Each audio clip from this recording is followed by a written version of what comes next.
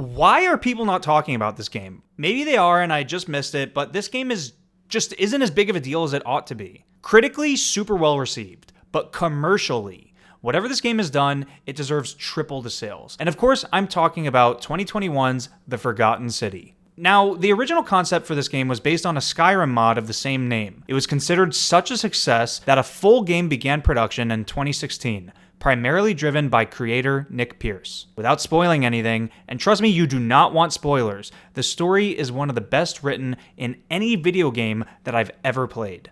To keep it vague, there are time travel elements and a looping Groundhog Day situation happening. You are able to loop back to the beginning of the day, yet your character retains their memories.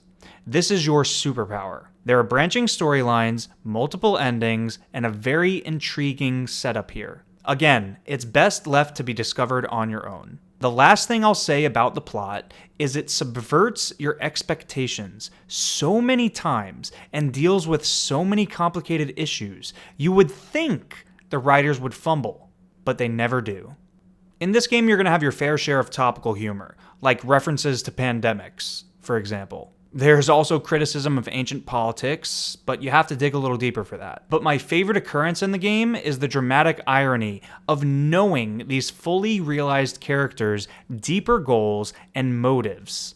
It's just something special. They think that you're a stranger that just arrived.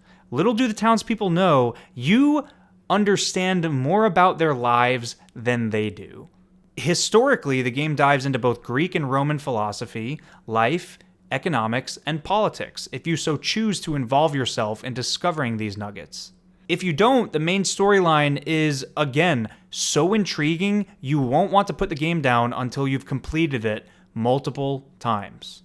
You would think a video game that centers on a time loop would get increasingly boring or repetitive, but there's always new dialogue or interactions to discover as you progress through the story. This always keeps things fresh. I bought The Forgotten City on a whim, but I was hooked until the end. So there is some combat in the game, but it's very basic. The gameplay is mostly about exploring each character and peeling back the onion layers of this world. There are several ways to quote-unquote beat the game, but only one true ending.